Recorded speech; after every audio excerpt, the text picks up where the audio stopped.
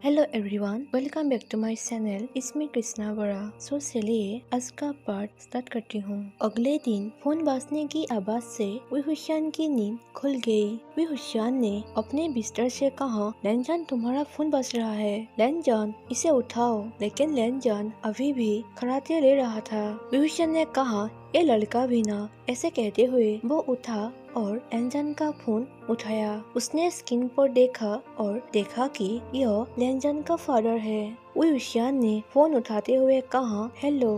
लैनजान के फादर हुसैन से पूछता है, क्या तुम हुसैन हो? हुसैन ने कहा, हाँ अंकुल। लैनजान के फादर हुसैन से पूछता है, लैनजान कहाँ है? हुसैन कहता है, अंकुल वो अभी भी सो रहा है, मुझे उसे जगाने दो। ऐसे कहते हुए हुसैन ने लैनजान के चेहरे पर पिलो से वार किया और कहा, लैनजान उठ जाओ। लैनजान ने अपना चेहरा छिपाने की कोशिश करते हुए कहा, हुसैन क्या कर रहे हो? मुझे सोने दो। हुसैन ने कहा, जल्दी उठो, तुम्हारे फादर फोन कर रहा है। लैनजान ने कहा, हुसैन उसे बता दो कि मैं यहाँ नहीं हूँ। तभी लैनजान के कान में हुसैन फुसफुसाया कि लैनजान तुम जाग रहे हो? क्या तुम यह चाहते हो कि मैं तुम्हारे फादर को यह बता दूँ कि कल तुम मेरे साथ कितना आनंद लिया? लैनजान ने अपना ब्लैंकेट नीचे खींचा और हुसैन को शोरी आंखों से देखा। हुसैन कहता है, लगता है अब तुम जाग रहे हो, अपना फोन लो। ऐसे कहते हुए वो फोन लैनजान को दे दिया। लैनजान कहता है, हाय डैड। तभी लैनजान के फादर चिल्लाते हुए कहता है कि ओह आलसी बेटा, तुम एक दिन में ही कितना सोना चाहते हो? लैनजान ने पूछा, सॉरी डैड, अब मुझे बताओ कि तुमने कल क्यों किया? तभी लैनजान के फादर लैनजान से कहता है, लैनजान हम तुम्हारे माँ को वार्ड में शिफ्ट कर रहे हैं, अगर तुम उससे मिलना चाहते हो तो तुम आ सकते हो। लैनजान ने कहा, ठीक है डैड, मैं वहाँ जरूर रहूंगा। ऐसे कहते हुए वो कल काट दिया। हुसैन ने पूछा, क्या हुआ लैनजान? लैनजान ने कहा, डैड मुझे माँ से मिलने के लिए बुला रहे हैं। हुसैन ने पूछा, तो क्या तुम अभी जा रहे हो? लैनजान ने कहा, हाँ हुसैन, मुझे अभी जाना होगा। हुसैन ने पूछा, क्या तुम्हारे साथ मैं आ सकता हूँ? लैनजान ने कहा, नहीं, यदि तुम मेरे साथ आओगे तो तुम अपना क्लास मिस करोगे। हुसैन ने कहा, जो कुछ भी हो, मैं सिर्फ एक दिन ही मिस करूँगा। क्या एक दिन क्लास मिस ना करने से मैं कोई प्रोफेसर नहीं बन जाऊंगा? फिर लैनजान हुसैन से कहता है, ठीक है, कोई बात नहीं। कुछ देर बाद लैनजान बाथरूम की तरफ गया और नहाने के बाद बाहर आया। वो अपनी अलमारी की ओर गया और उसे खोला, क्योंकि उसने महसूस किया कि उसके कपड़े अभी वापस नहीं आए हैं। लैनजान अलमारी खुलते हुए हुसैन को चिल्लाया कि हुसैन। हुसैन ने पूछा, क्या हुआ, तुम चिल्ला क्यों रहे हो? तभी लैनजान ने गुस्से से कहा, मैं क्या पहनकर जाऊं? तुमने सारे कपड़े एक साथ धोने के लिए क्यों दिया? तभी हुसैन हंसते हुए कहता है, ओह तुम्हारे कपड़े, मैं सच कह रहा हूँ। मैंने उनसे पूछा, लेकिन उन्होंने कहा कि वो आज कपड़े नहीं लौटा पाएगा। चिंता मत करो, मेरे कपड़े पहन लो, यह निश्चित रूप से तुम पर फिट होगा। ऐसे कहते हुए हुसैन ने अपने कुछ कपड़े लैनजान को दे दिया। लैनजान गुस्से से हुसैन के ओर देखा और हुसैन के कपड़े लेकर उन्हें पहनने के लिए कमरे के अंदर चला गया। हुसैन के कपड़े थोड़ी ढीले और लैनजान के आकार से बड़े दिख रहे थे। हुसैन ने मुस्कुराते हुए कहा, आह ये बहुत अच्छा लग रहा है, सच में लैनजान तुम्हारे ऊपर यह कपड़े बहुत अच्छा लग रहा है। तभी लैनजान गुस्से से कहता है, बिल्कुल सही कहा, क्या तुम नहीं देख रहे हो, यह कपड़े मेरे लिए फिट नहीं हैं। हुसैन ने कहा, कोई बात नहीं, आज के लिए यही पहन लो, अब तुम नाश्ता कर लो। दोनों नाश्ता किया। नाश्ता के बाद दोनों तैयार होकर कमरे से बाहर चला गया।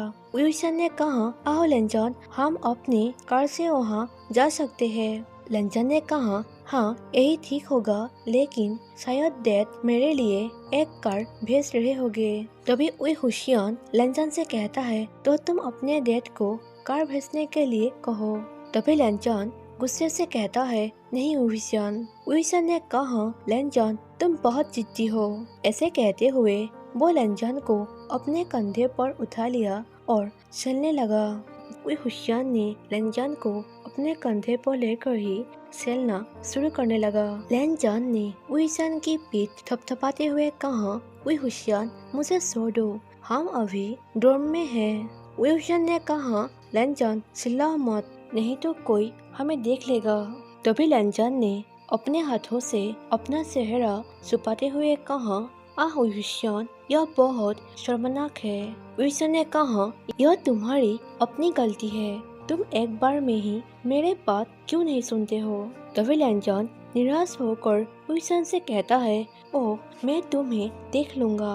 वही हुशियान मुस्कुराते हुए कहता है, मुझे कोई प्रॉब्लम नहीं, बस मुझे बताओ कौन सा हिस्सा मेरा दिखना चाहते हो।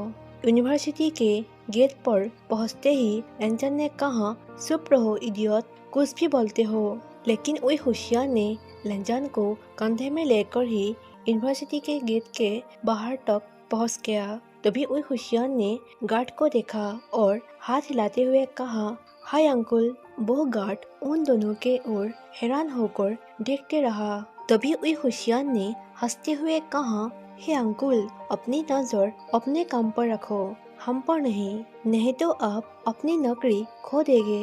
लैनजान शर्माते हुए अपना चेहरा छिपाने की कोशिश कर रहा था ताकि कोई उसे पहचान ना सके। लेकिन वही हुशियान बेशर्मी से सभी को हाय हेलो कहना शुरू कर दिया। ऐसे ही वही हुशियान ने लैनजान को कार के पास ले गया और कार के पास जाकर लैनजान को नीचे रखा। लैनजान ने हुशियान की बाह पर थप्पड़ मारा। हुशियान ने कहा, लैनजान क्या हुआ, ऐसे मत मारो। लैनजान ने कहा, बेवकूफ, तुमने मुझे सबके सामने शर्मिंदा किया। तभी वही हुशियान ने निराश होकर लैनजान से कहता है, लैनजान, मैंने तुम्हें हमारे कमरे से लेकर यहाँ तक मुफ्त में सवारी दी और तुम हो कि मुझे मार रहे हो, ना ही तुम मुझे शुक्रिया अदा कर रहे हो। तुम भी ना। लैनजान कहता है, मुझे ऐसा सवारी नहीं चाहिए, दोबारा ऐसा मत करना। ठीक है, अब क्या तुम अपनी कार निकाल सकते हो ताकि हम जा सके। चलो, तुम्हारे कार से ही हम चलते हैं। ऐसे कहते हुए लैनजान मुस्कुराया और हुशियान भी लैनजान के ओर देखकर मुस्कुराया। हुशियान कहता है, हाँ ठीक है। ऐसे कहते हुए वो अपनी कार के ओर गया और उसे निकाला और दोनों साथ हॉस्पिटल के ओर जाने लगा। हुशियान लैनजान से पूछता है, लैनजान, क्या मुझे तुम्हारी माँ के लिए कुछ लेना चाहिए, क्योंकि मैं पहली बार उसे मिल रहा हूँ। तभी लैनजान हुशियान से कहता है, कोई जरूरत नहीं, वैसे भी कुछ भी लेने का कोई फायदा नहीं है, जब वो कोमा से बाहर आएगी तब ले लेना। तभी हुशियान ने अजीब तरह से कहा, ठीक है लैनजान, तुम ठीक कर रहे हो। कुछ देर बाद दोनों हॉस्पिटल पहुँचे। लैनजान और हुशियान हॉस्पिटल के अंदर गया और लैनजान ने देखा कि उसका फादर वहाँ खड़ा है। लैनजान ने अपने डैड को दूर से बुलाया कि डैड, ऐसे पुकारते हुए वो उसकी ओर बढ़ा। तभी लैनजान के पिता लैनजान से पूछता है, ओ लैनजान, तुम यहाँ हो? अरे क्या पहन रहे हो? क्या ये सच में तुम्हारा ही है या तुमने कपड़े भी चुराना शुरू कर दिया? लैनजान के फादर ने ऐसे कहा और लैनजान के कपड़े के ओर अजीब तरह से देखने लगा। तभी हुशियान लैनजान के फादर से कहता है, हेलो अंकुल, मैं हुशियान हूँ। तभी लैनजान के फादर हुशियान से कहता है, ओह तो तुम ही हुशियान हो, तुमसे मिलकर अच्छा लगा। बेटा, लैनजान के देखभाल करने के लिए तुम्हारा धन्यवाद। तभी लैनजान मन ही मन सोचता है, डैड क्या कह रहे हो? मैं ही जानता हूँ कि वो कैसे मेरा ध्यान रखता है। वो हर रोज मेरे साथ फ्लर्ट करता है। लैनजान ने बुदबुदाना शुरू कर दिया। तभी लैनजान के फादर लैनजान से पूछता है, क्या तुमने कुछ कहा? तभी लैनजान अपने फादर से कहता है, नहीं, मैं भला क्या कह सकता हूँ, हुशियान मेरा अच्छा ख्याल रखता है। डैड, क्या मैं अपने माँ से मिल सकता हूँ? तभी लैनजान के फादर लैनजान से कहता है, क्यों नहीं, जाओ मिल लो। और हुशियान, तुम भी जा सकते हो अगर तुम्हें भी मिलना है तो। हुशियान ने कहा, थैंक्स अंकुल, मुझे भी उनसे मिलना है। दोनों अंदर गया और देखा कि एक ओमेन चेहरे पर ऑक्सीजन मास्क लगाकर लेटी हुई थी। वो बहुत सुंदर थी, लेकिन उसका चेहरा पीला दिख रहा था और उसकी चमक खो गई थी। लैन जॉन अपनी माँ के सामने बैठ गया और उसका हाथ पकड़ लिया। वही हुशियान उसके बगल में बैठ गया। लैन जॉन ने उदास होकर अपने माँ से कहा, माँ, क्या तुम जानती हो, मैं अभी कॉलेज जा रहा हूँ और मैं एक डोर्म में रह रहा हूँ। यह वास्तव में बहुत अच्छा है। मेरे कोई भी दोस्त नहीं है, लेकिन मैं बहुत खुश हूँ माँ। लेकिन मुझे तुम्हारी याद आ रही है और हमेशा याद आती है। क्या तुम हुशियान को जानते हो? फिर लैन जॉन हुशियान से कहता है, डॉक्टर ने कहा है कि अगर हम बात करना जारी रखते हैं तो वो हमारी बात सुन सकती है। अगर हम बात करते रहे तो वो कोमा से बाहर आ सकती है। लैन जॉन ने आंसू बहाते हुए कहा, माँ, मेरे दोस्त हुशियान भी आपसे मिलने के लिए यहाँ आया है। मुझे आशा है कि आप जल्दी से ही कोमा से बाहर आ जाएंगे। फिर मैं आपको नए दोस्त से आपको मिलाऊंगा। ऐसे कहते हुए लैन जॉन और भी रो पड़ा। वहाँ कुछ मिनट बैठने के बाद लैन जॉन खड़ा हो गया और खड़े होकर हुशियान से कहता है, मैं 1 मिनट में आ रहा हूँ, बस तुम यही रुकना। ऐसे कहते हुए लैन जॉन बाहर चला गया। वही हुशियान लैन जॉन की माँ के ओर देखता रहा। वही हुशियान लैन जॉन की माँ से कहता है, हेलो आंटी, मैं लैन जॉन का दोस्त वही हुशियान हूँ। क्या आप जानते हैं कि आपका बेटा वास्तव में बहुत मजबूत है। वो अपनी फीलिंग्स को नहीं दिखाता है, हमेशा मजबूत काम करता है। लेकिन चिंता मत करो, मैं उसका ख्याल रखूंगा जब तक आप ठीक नहीं हो जाते। लेकिन एक बात आपसे कह रहा हूँ, आपका बेटा बहुत शरारती और क्यूट है। मुझे वास्तव में उसे फ्लर्ट करना पसंद है और माफ करना इस बात के लिए। लेकिन मैंने आपकी अनुमति के बिना ही आपके बेटे को किस किया। मुझे आशा है कि आप मुझे इसके लिए माफ करोगे। लैन जॉन को इसके बारे में बिल्कुल भी पता नहीं होगा कि मैं आपको ये सभी बातें बता रहा हूँ। कुछ देर बाद लैन जॉन वापस आ गया। लैन जॉन ने अपने डैड के कमरे में जाते हुए कहा, चलो वही हुशियान, हमें अब जाना चाहिए। तभी वही हुशियान लैन जॉन की माँ से कहता है, बाय आंटी, मैं अभी जा रहा हूँ, लेकिन मेरे बातों के लिए मुझे माफ करना। ऐसे कहते हुए वो बाहर चला गया और दोनों कार के ओर गया।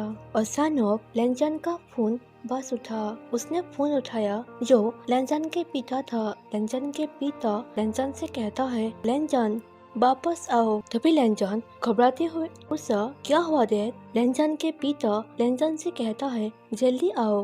तभी लैन जॉन और वही हुशियान हॉस्पिटल के अंदर दौड़ने लगा और उन्होंने देखा कि लैन जॉन के फादर डॉक्टर के साथ बात कर रहे हैं। लैन जॉन के पिता लैन जॉन को देखते हुए खुशी से चिल्लाते हुए कहा, लैन जॉन, तुम्हारी माँ यहाँ से चली गई।